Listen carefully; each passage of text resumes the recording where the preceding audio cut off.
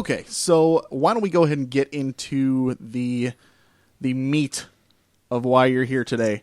We're going to kind of look at some of the I guess from a more philosophical perspective in the series as a whole of Suikoden. I mean, you mentioned to us off the air that you wanted to kind of start out talking about the runes and what they mean to the series, because they obviously play a huge part. You know, not only just in battle, because that's where all your main powers come from, but like they are like a huge part of the story. Yeah, they certainly are. And for those who may not have played the series, in the series, you can't really use magic as is. You have to equip a rune in order to use magic. This is the source of magical power within the Suikoden universe. And there are 27 true runes, so-called true runes, which are to a large extent sentient and indeed seemingly quite intelligent. And if we want to talk about Suikoden, it's very difficult to talk about it without talking about runes. When we talk about the true runes in Suikoden, they can be interpreted effectively as a metaphor for the type of military and social power that people in real life are always trying to achieve. To a certain extent, they play the same role as a high-level military technology. Only in the Suikoden universe, which takes place something in like a Renaissance era, they are effectively, they endow their wielder with a tremendous amount of military power. But one thing that becomes clear, particularly as you play through the games, but also even in the first game in Suikoden, you see that the power of the runes is not wielded without a tremendous cost. For example, in Suikoden 1, the Soul Eater rune, the true rune, gains its power as the main character's friends and family die. It literally eats the souls of those people in order to gain new magical spells and become more powerful. Which I guess would be like a metaphor for people basically stepping over people, their family and stuff to gain power. It kind of makes sense if you think about it. Exactly. Mm-hmm. And the basic message here is that power comes at a price. And in Suikoden 1, this is spoken rather transparently to the player as they play, because obviously, Ted dies very early in the game. And that's how you acquire the rune. And then other people begin to die, like Odessa, and that's how you acquire some of the earlier spells that the rune can use. Mm-hmm. And in Suikoden 2, this is expanded upon rather greatly. What happens is you do not wield a true rune in and of itself, but rather that true rune, the rune of beginning, as it is called, splits itself into two different parts and has you and your best friend, Joey, wielding one part and the other part, respectively. Now, as we get into Suikoden lore and how things work, the origin myth of the Suikoden universe is that there was once, somewhere in the sky, a great sword and a bright shield. And the great sword once said that it could cut anything, and the shield said that it could defend against anything. And so they crashed against each other and both broke and scattered, and that's how the universe was created. The rune that you wield is called the Rune of Beginning, and it is meant to represent this very event in the world's, or in the universe's history. But as you play through the game, you begin to see that as you wield the Bright Shield rune, and your friend wields the Black Sword rune, you begin to see the two of you splitting apart and becoming onto the opposite sides of this growing conflict in the region.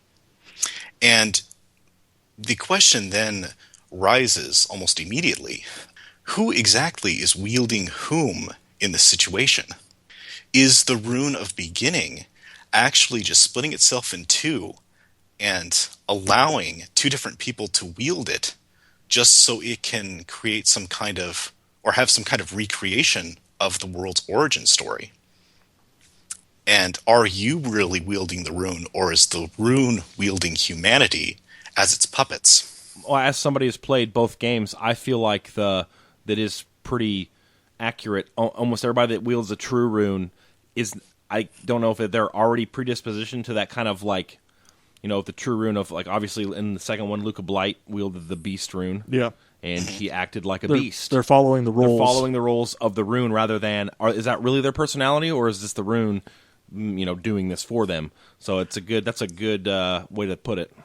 Exactly, and this comes down to Suikoden's basic concept and its basic philosophy. Last time I was here, I talked about the power of unity in Suikoden versus the kind of uber masculine power fantasy that is in most modern RPGs.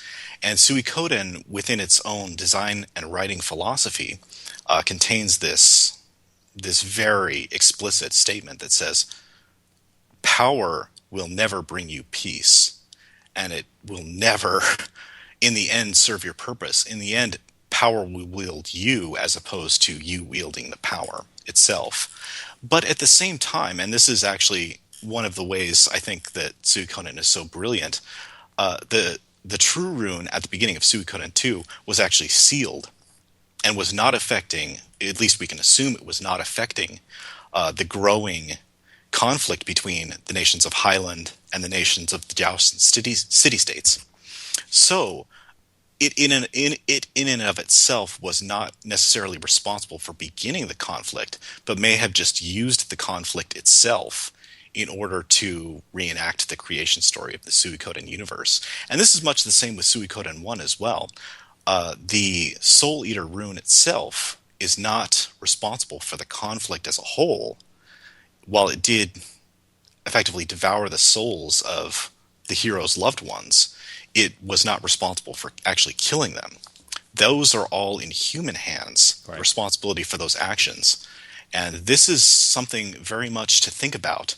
And one of the reasons that I love Suikoden so much is that it doesn't come to a discernible conclusion about this. It merely asks the question of its audience. What do you think is going on here? Who do you think is responsible? Do you feel that it is the rune itself? Or is it the actions of human beings that are creating these circumstances? Right. And it just asks you that question and leaves the answer to you. And this shows an utmost respect for the audience of Suikoden. Yeah. What's the deal with, like, I never understood, like, what, there's true runes and then there's just runes. Like, why? Yeah. Why? Oh, well, that's reasonably easy to explain. Okay. Is that true runes effectively have so-called children. Okay? Gotcha. And the more and more generations you are distant from a true rune, the less and less sentient each rune becomes. Gotcha. So, for example, if you haven't played Suikoden 5, there's the Sun rune, which is the center of the conflict, and its two close children, the Twilight rune and the Dusk rune. Got it. And then as you move further and further away, they become less and less sentient. So, for example, an average fire rune you find in the game probably isn't sentient, right, as far as we know. And speaking of sentient, the Star Dragon sword, is that a rune? Is that a true rune? Yes, it is. Because it always taught me it's talking. It was kind of snide. And especially, especially in the second game, when you meet it, it's like, okay, we'll do this again. We'll go. I like how it kind of broke the fourth wall and was like, okay, yeah, we'll go kill the Neck Lord again, idiot. You know what I mean? It was a pretty fun scene. Yeah, exactly. And the true runes, we don't really know what they are or what they wish to accomplish. For example, the rune of beginning, its entire purpose in life may just be to recreate the origin story of the Suikoden universe. With the Star Dragon sword, which is actually the Night rune incarnate, right. It may actually have sealed itself into a sword form in order to prevent itself from having such a huge effect on humanity. Understandable. That tends to be my interpretation of it, because it knows it will be used. It knows it will be used to kill people. It knows it will be used for people to seek power. So thus it seals itself into a form of a sword, so it can more or less choose its own battles. Got it. Yeah. Now, correct me if I'm wrong, but I with the 5 main games that are out right now, we still haven't seen all the 27 true runes yet, right? No, we have not. We've seen, I believe the number is 18 of the 27. So there are still 9 that are unaccounted for. And a lot of them are accounted for only in kind of like the outlying lore of the Suikoden universe. Right. So physically, we haven't actually like dealt with a lot of the true runes, just many of their offspring. Yeah, exactly. And, some of the true runes are rather interesting and intelligent, like, for example, the Night Rune, which is the Star Dragon Sword. Yeah. Some of them are more elemental, like there is the true Fire Rune and the true Wind Rune, and they don't directly speak to their wielder. They just kind of communicate in ideas. Yeah. Maybe thinking that, which leads me to think that, it's difficult for them to even understand what human life is, and they can only kind of communicate in these vague ideas with their wielders. And you also find out that Harmonia, which is one of the antagonists in Suikoden 2, was founded by a man by the name of Hikuzak, who is the wielder of the True Circle Rune. And the True Circle Rune's dominion is over order, but also to a certain extent entropy. So imagine a world of completely made out of order, and it would be like everything is a statue, right? Right. Everything is made out of stone and cannot move because any kind of movement creates disorder in the universe, right? That is interesting. Yeah. The other runes are almost like agents of chaos. Yeah, working exactly. against the circle rune, which and goes into... And that's another thing we don't know about the series is, do the true runes seem to war against one another? Or is war the wrong word for it, right? Maybe they seem just... to create balance almost between themselves. Exactly. Yeah, it makes perfect sense. Very cool. It's a cool perspective if somebody just played the games. Like, I like to dive into deep lore of games. And it's really interesting that if the runes are all like entities of force and power, that without spoiling it, to get the perfect ending in Suikoden 2, you have to explicitly choose not to exert force. Mm-hmm. Correct. Yep. And I'll be the first to admit, like when I first played Suikoden 1, when I bought it back in, when it came out, and I told that story, I could never forget it because the guy behind the counter was like, I was looking for a new RPG, and he said, "Well, have you tried Suikoden?" I'm like, "No, I haven't even heard of it." And I looked at it, and I mean, that box art on the first one, it was awful. It's atrocious. It was. And I was like, really? When I first picked up the first Suikoden, I picked it up out of the bargain bin at my local game store. And I had just purchased my first PlayStation and was looking for another RPG besides Final Fantasy VII and Final Fantasy Tactics to play. Yep. And I looked at the box and I was like, oh, from Konami, the makers of Ninja Turtles and Castlevania. Oh, an RPG. Hey, this sounds good. And, took it home and was blown away by it. See, and I had a good time, but I took it at face value when I first played it back then. I mean, granted, I was obviously a lot younger, but I mean, I didn't think about like the deeper meanings behind what the runes might represent, or the over to the tones of the story and that kind of stuff like that. I literally was just like, oh, cool, I got a new rune, that's new magic, or I got a new strong attack or something like that. And I thought it was a fun game, but I didn't really think about it. When I replayed it recently, when we did our first review, when you were on last time, I mean, it really, really, especially after meeting Mark, because he was such a big fan of the series, and he was always like, man, you need to play 2. And I was like, well, I don't have $1 million, so I can't really get it.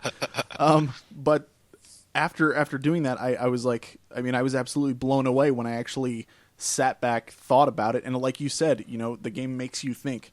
And I think that is just such a great thing for, I mean, not even necessarily a video game, a movie, a book, anything, a story to be able to do to make you reflect on what you just went through or what your characters are going through. Yeah, exactly. In literature, we like to say that a great novel is a collaboration between the writer and the reader. And very much is the same with the Suikoden games, right? It is, to a certain extent, a collaboration between the game designers and the player. And it does not preach to you directly, but it allows you to draw your own conclusions about many of the philosophical points that it brings up.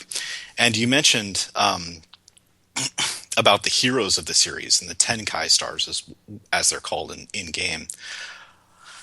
None of them, throughout the entire course of the series, none of them actually seize power for themselves after the end of the war.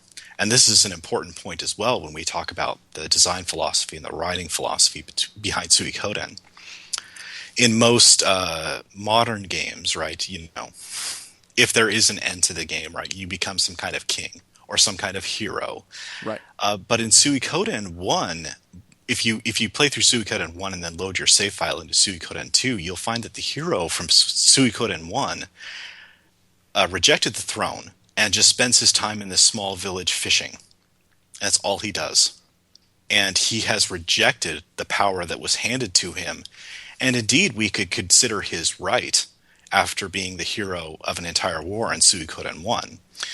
And it's important to note that the reason that he does that is because he inherently mistrusts the power that these runes give him. And he inherently mistrusts power in and of itself. And, of course, this feeds back into the general philosophy of not being about power, but being more about unity in the Suikoden series.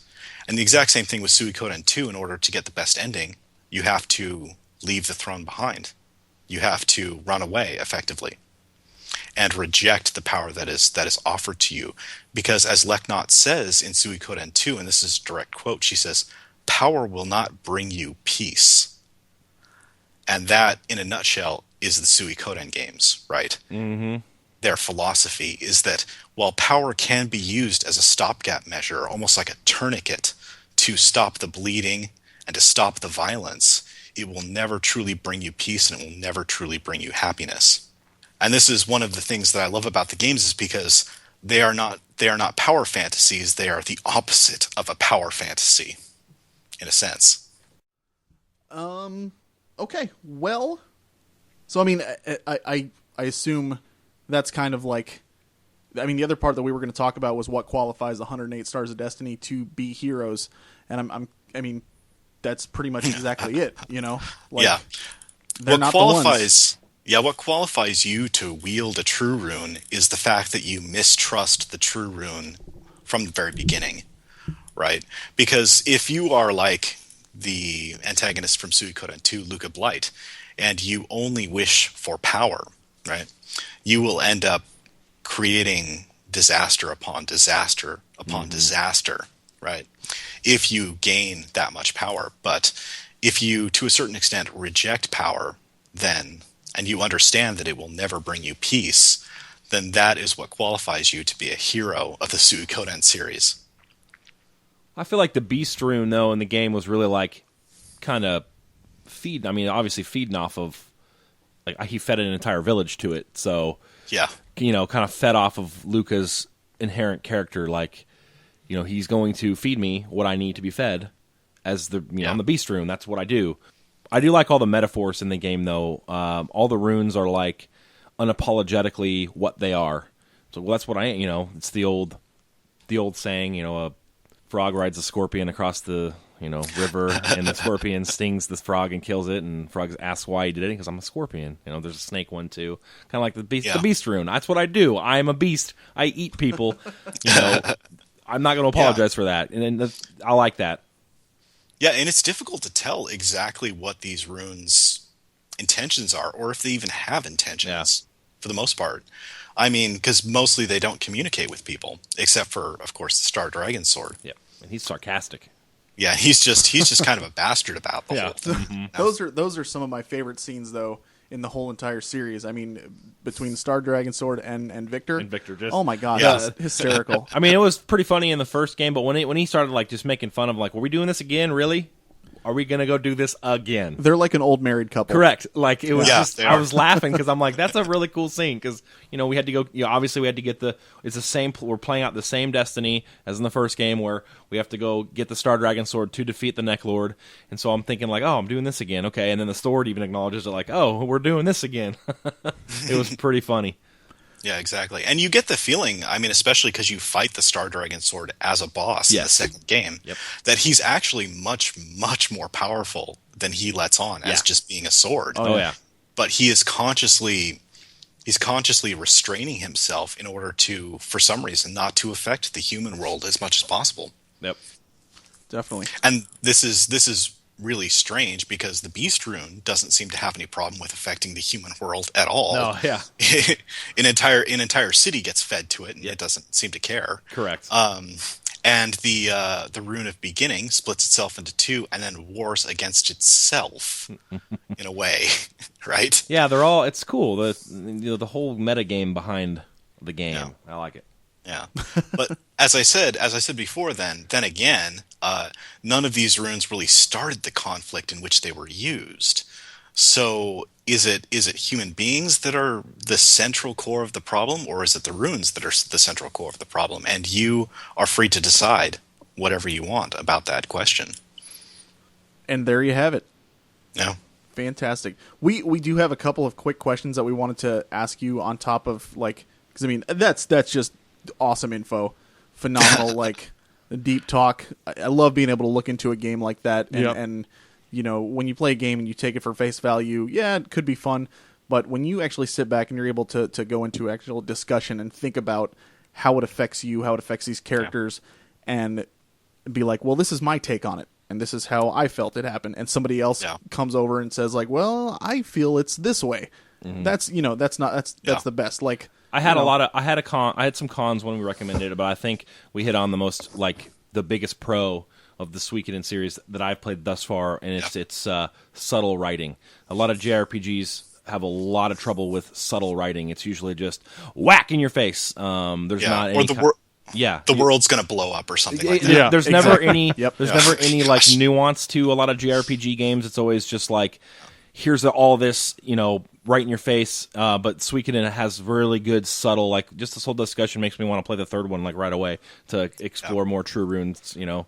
I keep telling him that, you know, the third one's amazing, but he's going to have to, like, take a breather before he does it, because it's a long game. But the discussion stoked the fire that I'm like, yeah, you know what, it's got a lot of deep meaning. I think that's the most important. And the Trinity Sight system just really brings it home. I loved that, being able to. I remember playing through, you know, the first part of Chris's story, and then being like, man, these village people, you know, what is wrong with them? Seriously. And then you play as Hugo, and it's like, oh, what's wrong with those knights, man? Seriously, what's up? Come on, you know. And I mean, just being able to see both sides of the same conflict, knowing that there's never any real clear right and wrong. It's always just, you know, from this person's point of view. I think that's one of the brilliant things about the third game, and I think you're really going to like it, Brian. Mm-hmm. So yeah, like I said, we have two things we wanted to ask real quick. One, Brian seems to think there's too many characters. He is convinced that 108 is just way too much, and he makes Mark, you know, lose sleep over it at night. Yep. He's cried his eyes out. But I from what I understand and from what you told me, there is a reason why there is 108 stars in there, and I think Mark's got some notes that he took. I'll let him read those, and if you've got something you want to add to it on top of that. Ryan has way more information about it than I do. I just did some quick research and saw that the games are based off the water margin. That's one of the translations of the title of the Chinese novel. There's 108 outlaws who band together. Some of them are scholars, some of them are fishermen, some of them are warriors and drill instructors. Some of them are elevator men. Some of them are, I don't know. And that they didn't have elevators in classical China. This is true. Nor did they have runes, but that's beside the point. Unfortunately. Right. Or fortunately, maybe. Yes. Well, no, Brian's opinion is actually quite valid. Don't say that. Oh, jeez. No. I'm not saying I agree with it. I'm just saying his opinion is valid, right? You know, I disagree, but let's just talk about this for a sec. The original novel is called Shi Huizhang in Chinese, and it literally translates as water margin. Originally, the original author of the novel did not finish it before he unfortunately passed away. And the novel was taken up by his protege. Originally, there were only supposed to be 36 stars of destiny. And his protege, who later went on to write Romance of the Three Kingdoms, which is what Dynasty Warriors, for example, is based on, you know, he decided to up that to 108 stars of destiny in total. And in the game, though, I think that this is actually, to a certain extent, a perfect number, even if it is very difficult to write and very difficult to design the game because there are just so many characters you can use in battle and so many characters to introduce. This is actually quite good because it allows you, I think I talked about this the first time I was here, but it allows you to kind of get out there with certain characters and make them very different and very unique as opposed to very generic, right? Yeah. Because the more and more you focus on a single central hero, the more and more generic that hero tends to become, right? As opposed to something where if you have 108 characters, well, there's something there for everyone. It's like having 108 flavors of ice cream, right? There's going to be something there for everyone. Absolutely. Yep. And I totally get that. I'd say 108's too many just to rile Mark up, but I think it's really 108's really not necessary, which goes to the point of you can make it your own game. If you don't need to collect all 108 to enjoy the game and its story. Now, if they forced you to, I might have a problem with that, but they don't. You can have I think I got maybe 70 on both games, and exactly. It didn't really diminish the story at all. So my argument's always been that 108 is just not necessary. But sure. I guess you could say that adding 108 characters is just extra flavor to it. So JJ always compares it to Pokemon, and you don't have to get all of the Pokemons, but you want to. Yeah. It feels good to catch each new one. I didn't want to, and I never want to. Yeah, well, unfortunately, Pokemon do not make for very interesting characters. Correct. That tends to be my problem with the games. JJ said the same thing. Mark, don't use Pokemon as an example. Yeah. It's interesting, too. You brought up the original novel. Some English translations of the original novel of Shi Huizhong they changed the title of the novel from Water Margin, and they changed the title to All Men Are Brothers. And this, I'm not usually a fan of, changing the title willy-nilly like that, but it does just go to show how in the original novel, the concept of unity, the concept that all men are brothers, how deeply it runs through the entire novel and indeed through the entire game series based on that novel.